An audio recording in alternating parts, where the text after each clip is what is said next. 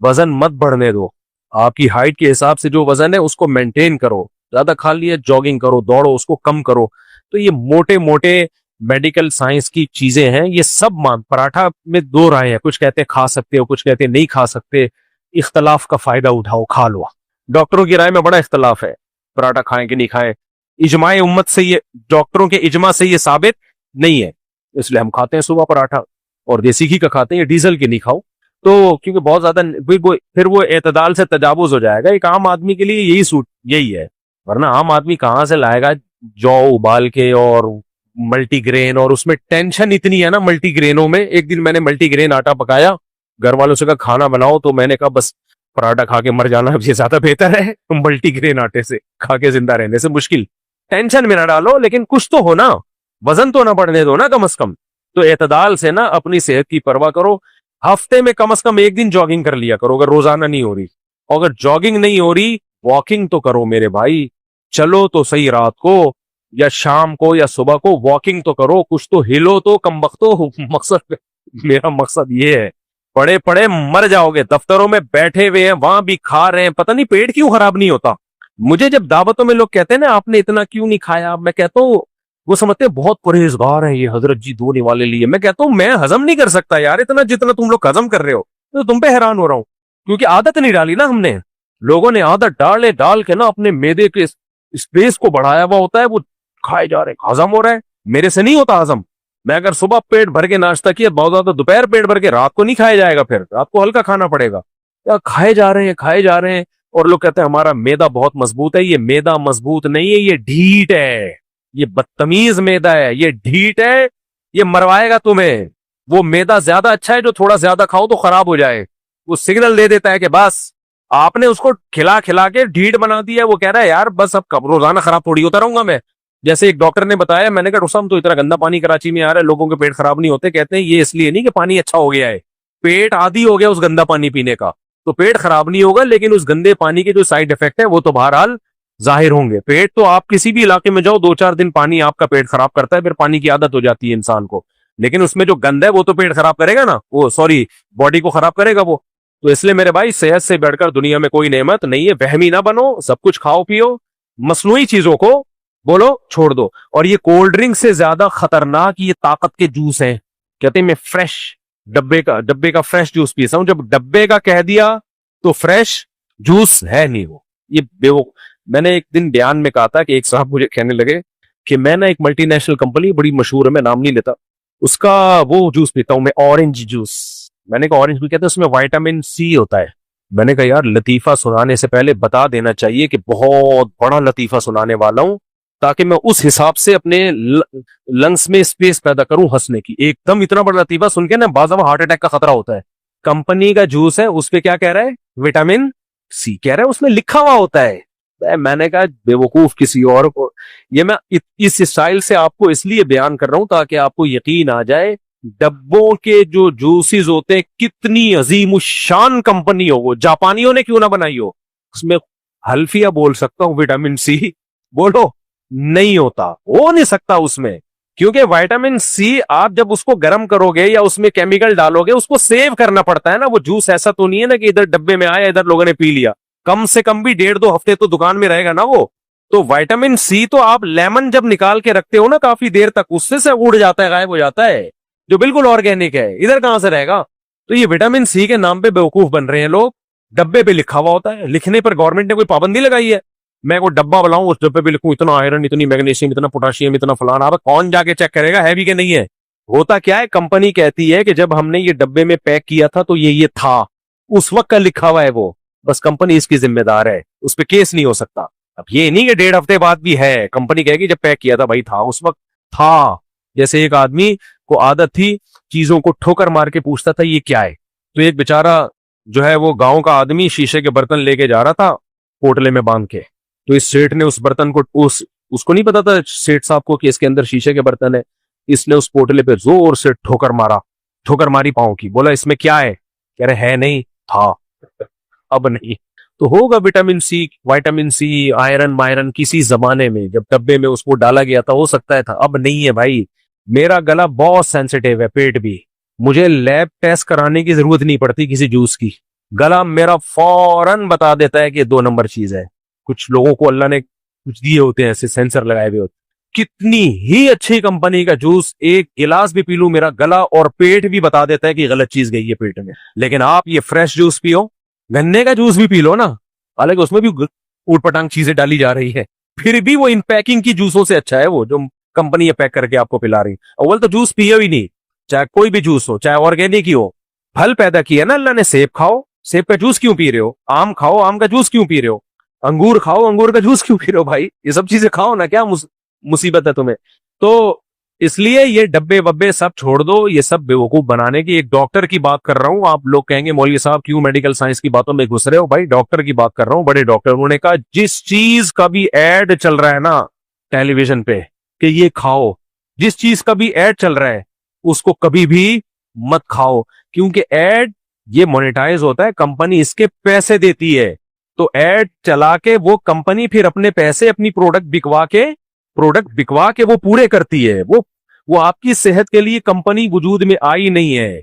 आजकल अस्पताल सेहत का काम नहीं कर रहे, जूस की कंपनियां तुम्हारी सेहत का क्यों ख्याल करेंगी भाई? जिन अस्पतालों का काम था हेल्थ, वो जिम्मेदारी पूरी नहीं कर रहे, और आप समझ रहे हो कि कमर्शियल एक कंपनी है जूस की, वो आपकी सेहत का ख्याल करेगी। तो ये रमजान में लोग पी रहे होते हैं फलाना कंपनी का जूस, फलाने कंपनी का जूस, बेड़ा गर्क कर रहे हो। जवानी में कुछ पता नहीं चलता। हमारे दोस्त पठान आते हैं, हमें तो कुछ नहीं होता। मैं कहता हूँ बेटा अभी कुछ नहीं होगा, पठानों की भी अब वो सेहतें नहीं रहे। पठानों के दादे 99 साल तक शादियां कर रहे होते थे, अब कर रहे हैं। कोयटा वालों की हड्डी देखो, फौलाद जैसी हड्डी होती है पठानों की। एक डॉक्टर ने कहा पठान की जो कोयटा और ये जो केपीके में पहाड़ी इलाकों के पठानों की हड्डी इतनी मजबूत है, अगर ये सेहत का ख्याल करें ये 150 साल तक जिंदा रहे। इतनी मजबूत हड्डी, एक हड्डियों के स्पेशलिस्ट ने मुझे बिल वास्ता बताया किसी के जरिए, इतनी मजबूत हड्डी आज रही है पठानों की वो सेहत। आप देख लो, मैं भी पेशावर से होकर आया, वही यार 50 साल में सब आड़े तिरछे भाई, 60 साल में सब टेढ़े मेढ़े। कोयटा में भी कोई ब्लड प्रेशर का मरीज है, कोई सांस का पेशेंट है, कोई वो गए वंस अपॉन अ टाइम। सही।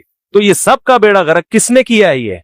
ये सब इसी ने किया है, चीनी ने, बेकरी आइटम ने, कोल्ड ड्रिंक ने। अब गांव देहातों में भी ये चीजें आ रही हैं बहुत तेजी से, डबल रोटियां खाना शुरू कर दी उन्होंने।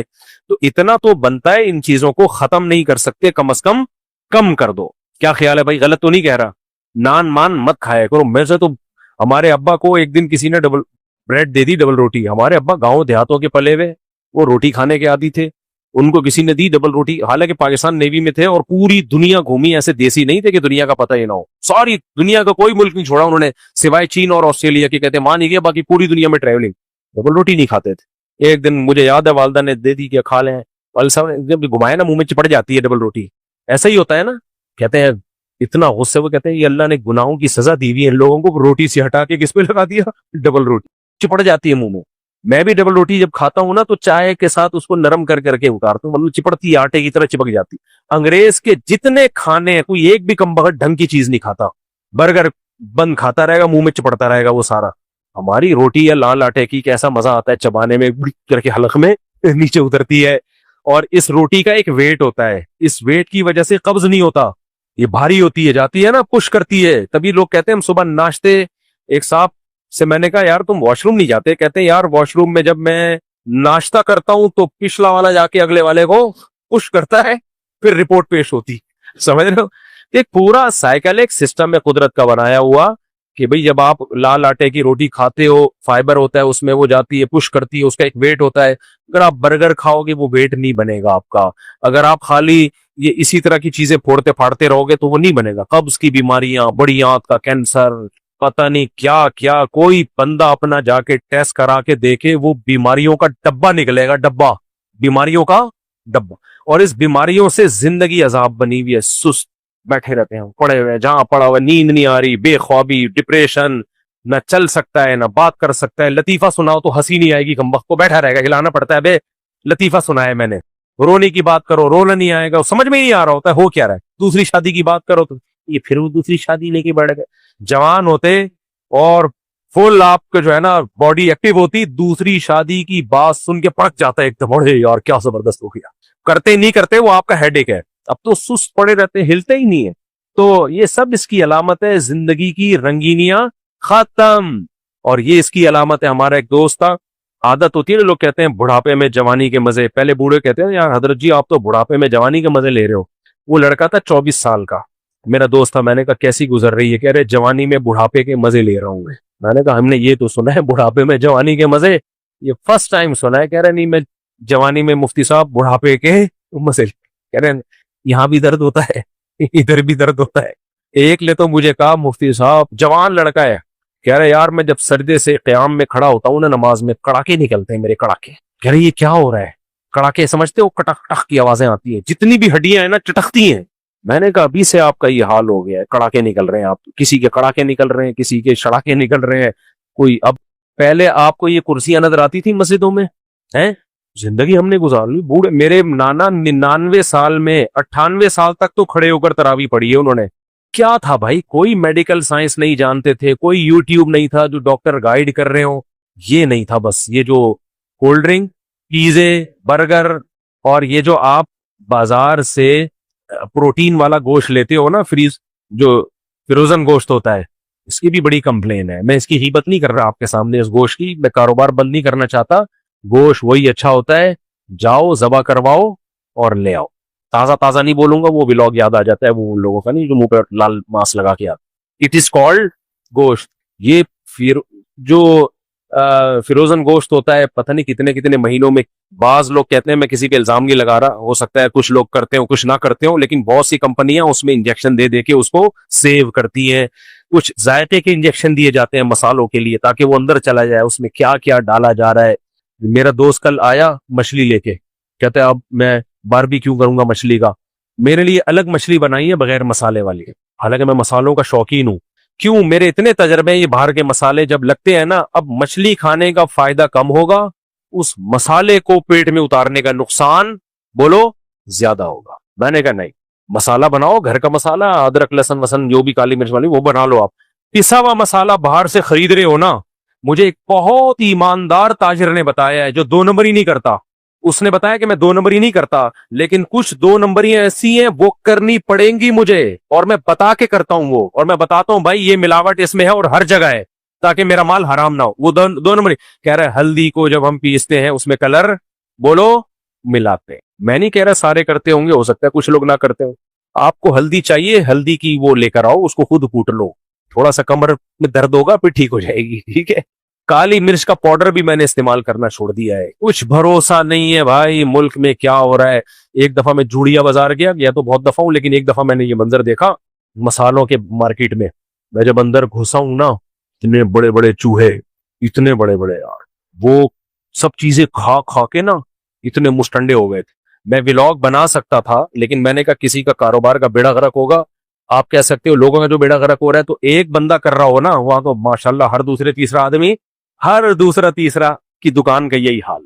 डिस्प्ले बड़ा खूबसूरत, बादाम पिस्ते, डिस्प्ले पे आप जाएंगे ना, साफ सुथरे बादाम, साफ सुथरे पिस्ते, ऐसा खूबसूरत। पीछे गोदाम जहां से ये आ रहा है, मैं घुसा हूं उस गोदाम में, जो मंजर मैंने वहां देखा है ना, उफ। पीछे जो गोदाम की हालत थी, उसने कहा भाई यही सिस्टम क्या चल रहा है, यही सिस्टम चल रहा है पीछे गोदाम। डिस्प्ले पे तो बड़ा साफ सुथरा होता है। एक आदमी ने बताया, मैं बहुत बड़े होटल में गया, इतना साफ सुथरा हाइजेनिक खाना उनका जबरदस्त। कह रहे मैं एक दिन किचन में गया हूं ना, प्याज पे जो कट रहे थे लोग, पांव रख रख के चल रहे थे उस प्याज पे, मुलाजमीन। समझ में आ रही है कि नहीं आ रही? प्याज का ढेर लगा हुआ ना, तो जगह नहीं मिल रही, उसी पे से चल के चला। अंदर कुछ और होता है। बाहर मुल्कों में तो बड़ा ख्याल किया जाता है। सऊदी अरब में किचन में कैमरे लगे होते हैं, बैग में खुराक वाले 24 घंटे बंदे बिठाए हुए, देखते रहोगे। हमारे यहाँ ऐसा कोई सिस्टम है? बोलो, कहीं कोई कैमरा देखा आपने? हमें तो सामने जो नजर आ रहा है, मसालों में क्या डल रहा है कुछ पता नहीं है। मैंने एक दफा बयान में कह दिया था कि हमारे मसाले बैरून मुल्क पाबंदी है उनपे। किसी ने कहा लो, फिर कंपनियों के नाम लिए कि देखो ये मसाला भी सऊदी अरब में मिलता है, ये मसाला भी सऊदी अरब में मिलता है। भाई देखो, जब कोई बंदा बात करता है ना, उससे उसका मतलब पूछा जाए, फौरन इतराज ना किया जाए। तो मैंने उनको, मसाले मिलते ही नहीं कंपनियों के, लेकिन उसका फॉर्मूला चेंज होता है। यहां पर जो बिरयानी मसाला है और है, सऊदी अरब में उसी कंपनी का बिरयानी मसाला बोलो अलग होगा। यहां पर जो बिरयानी जो निहारी मसाला मिलेगा जिस कंपनी का, वो अलग है। यही जब जाएगा अमेरिका में तो चेंज, वो ये गन अफोर्ड नहीं कर सकते। तो ये शरीयत का हुक्म है, तो छोड़ दो अपने आप को, इन फजूल चीजों से बचाओ अपने आप को, ताकि एक अच्छी इंसान जिंदगी गुजारे, अल्लाह रसूल भी खुश होंगे इससे, मेरा ख्याल है। क्या ख्याल है? और दीनदार लोगों पे तो ये बहुत ही बुरा लगता है। अल्लाह अमल की तौफीक। बाद उलमा कहते हैं फी सबीलिल्लाह से मुराद सिर्फ किताल फी सबीलिल्लाह है, इससे कुछ और मुराद लेना तहरीफ कुरान के जुमरे में आता है। ये बात गलत है। ये जरूर है कि जहां कुरान में फी सबीलिल्लाह जिहाद के माना में आया है तो वहां तो जिहाद ही के माना में है, लेकिन कुरान और सुन्नत में खुद फी सबीलिल्लाह दूसरे मानी में भी इस्तेमाल हुआ है। हदीस में आता है जो हज पे निकलता है वो भी फी सबीलिल्लाह, जो मस्जिद में नमाज के लिए आता है वो भी फी सबीलिल्लाह। तो कोई भी दीन के काम में निकला है वो फी सबीलिल्लाह ही कहलाएगा। गड़बड़ यहां होती है कि जिहाद में जो फजाइल हैं, बाज मौके पे जिहाद को फी सबीलिल्लाह कहा गया है, तो जो जिहाद के फजाइल हैं वो आप किसी और जगह पे फिट ना करें फी सबीलिल्लाह कह के उसको। तो फी सबीलिल्लाह तो सारे काम है, लेकिन जिहाद फी सबीलिल्लाह के जो स्पेसिफिक अलग से फजाइल है वो किसी और जगह फिट करना जायज नहीं है, ये गलत हो जाएगा फिर। वो मैंने शिया सुन्नी की बात नहीं किया और मुझसे अगर कोई शख्स अरे हया के खिलाफ मसले ना पूछा करो। एक मसला पूछा तो हया के खिलाफ है, छप्पड़ में पूछ लो, इतने खुल्ले डुल्ले मसले नहीं ऐसे पूछा करो भाई। और हर एक के है भी नहीं ना, बाज मसले हया के खिलाफ होते हैं लेकिन जरूरत उनको सबको उनकी जरूरत होती है, वो फिर मैं अनाउंस कर देता हूँ। लेकिन बाज मसले को इनफरादी नौयत के होते हैं, हया के खिलाफ भी है, तो क्या जरूरत है उनको अनाउंस करने की।